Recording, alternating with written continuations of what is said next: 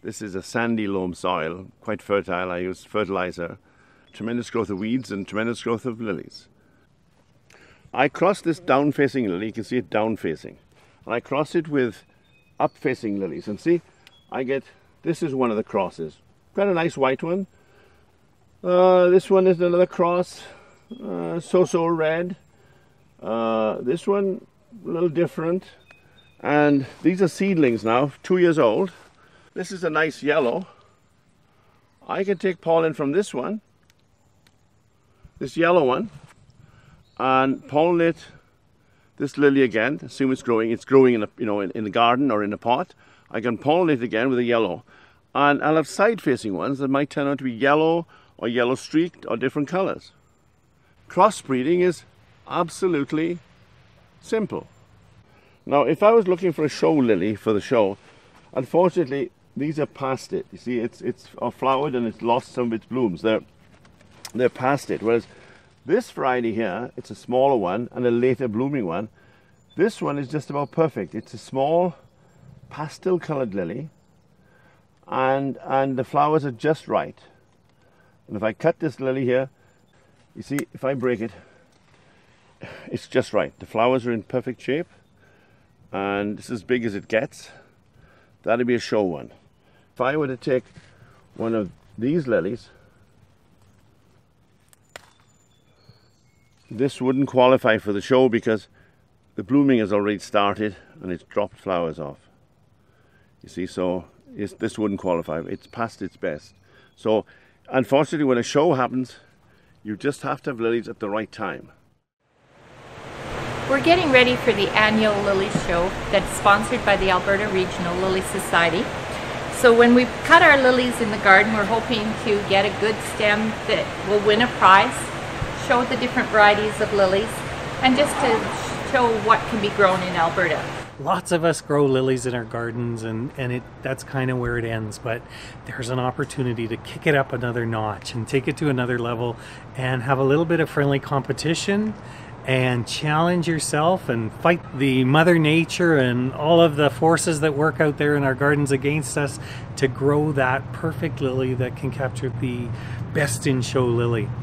You want them standing up nice and straight. You want the good side facing forward.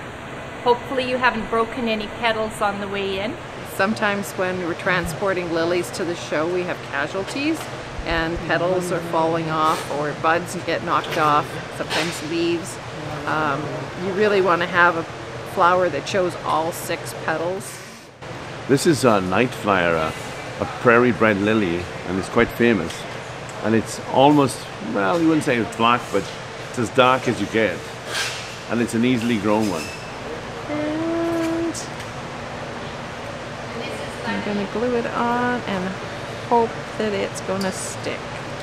When you're picking these for the show, you should be cautious of any blemishes, any insects, any hail damage. All these different things make a difference. I can't do anything about the white spots. That's hail damage. You see that?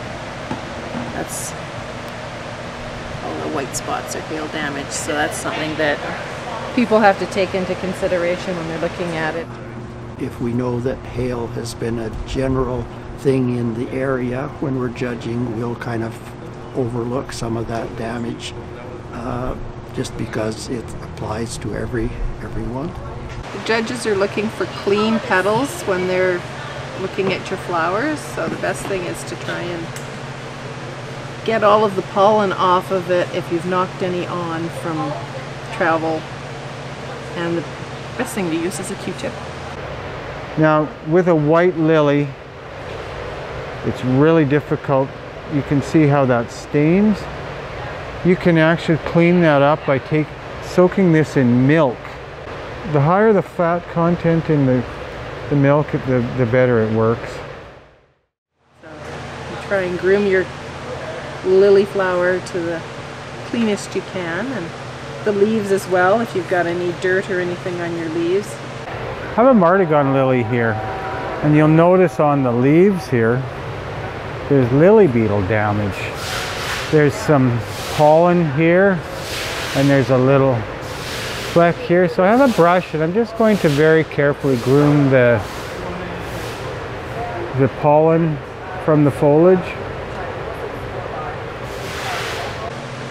And then if you have any critters, you should decritify it. I'm checking in the top of the inflorescence to make sure there isn't any spider webs. I'm just removing all of the, you'll notice this top bud here. This is cooler damage. If your lilies are early, you need a large refrigerator to put the lilies in, and you can chill them a week or 10 days ahead of the show so that you can actually slow them down, cut them a week, 10 days earlier, and keep them in the fridge, and they will stay in the fridge. And they'll be ready for the show, so you can do that. You're presenting to the judge something that's straight and upright, and then the flowers present nicely. If it's bent over or it's not looking quite right, then the judges will look at that. Like this has a wonky stem in it, but we might go for that. The stem has been cleaned up.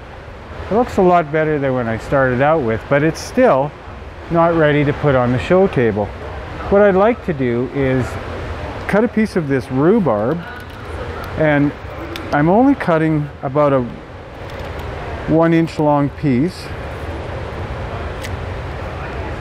and I'm using this to carefully elevate the stem 1/3 your base and your stem, 1/3 is your foliage, and 1/3 is your inflorescence. I'm just filling out the competition label. For each of the lilies I brought in here. These are all ones that I've bred myself. I started with virtually nothing, and it's good fun. Look at the different colors: yellows, golds, maroons, every color except blue. It's fun. It's interesting. Anyone can do it. The show tag is folded in half, so the judges don't know any of the information about the exhibitor, and simply attached firmly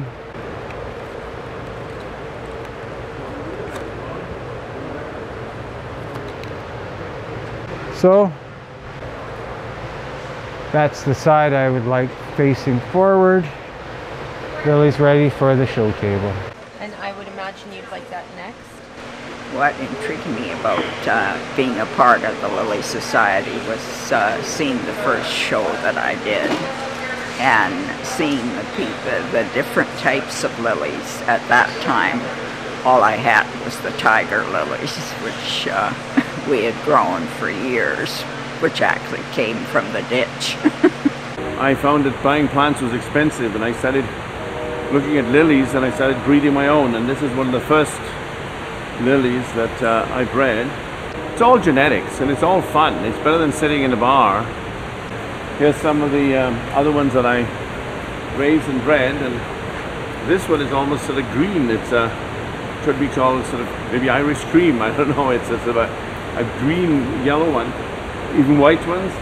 And you bring things from other countries as well, species and stuff. And these, in fact, these lilies here were bred in Scotland, and they're called North lilies, and they're very interesting ones. They almost look like mardigons, and these are brush mark lilies, and it's interesting, and it's far better than sort of going to the store and a florist outlet and buying ready-made ones. You can make your own. As a floral evaluator judge, I am certified to do that anywhere in the world. And looking at the arrangements, you're looking for different concepts. All the categories have themes, and all the arrangements need to follow that theme. If they don't follow that theme, points are lost. This year we've done sciences, and it's rather difficult to demonstrate physics, chemistry, anatomy, and so it's become a real challenge. There's a lot of things that you look for in an arrangement. You look for balance, you look for proportion, you look for items that are distressed, you look for different lines, you look for an item here like this that has been distressed to create interest. So there's a lot of different things that I am looking for as I judge these arrangements. I lift them, I turn them, I hold them up to make sure that everything is completely covered and well designed. As I've walked through the designs, I've certainly seen the imagination and creativity of our displayers, and it is something out of this world. It's a wonderful hobby. It's a good pastime. There's always interesting things to learn, and there's always interesting people to socialize with and to be a part of. I like the sunshine flower because it looks like a sunshine, and color always makes it beautiful and sweet. And these are poppies up here. They bloom like all red. They kind of look like roses, but they're actually a different kind of flower. And these are like the sunshine rose, and they're very pretty. And my grandma helped me do these for like a little bit of texture of color. Join the Alberta Regional Lily Society. We have fun, we show lilies, we instruct people, we help people. If you want to get in touch with us and find out more about what's involved in showing lilies, or even just about general lily information, you can reach out to our website, Alberta Regional Lily Society. We have a Facebook page, we have a Twitter feed. All of those are great opportunities. Greenland promotes our material and our venues and shows and bulb sales and all those kind of things as well on the weekly garden show on 6:30 CHED. Or if you have a friend that's already involved, reach out to them and they'll get you connected to us. I'd like to encourage young people and adults to get interested in the lily and learn about its beauty, about the categories, and join the Lily Society, which is an educational organization. It's a charitable organization, and it all makes you more interested in becoming more and more involved. First, this is my special flower. It's the color of the sun, and it's my very first time winning a prize.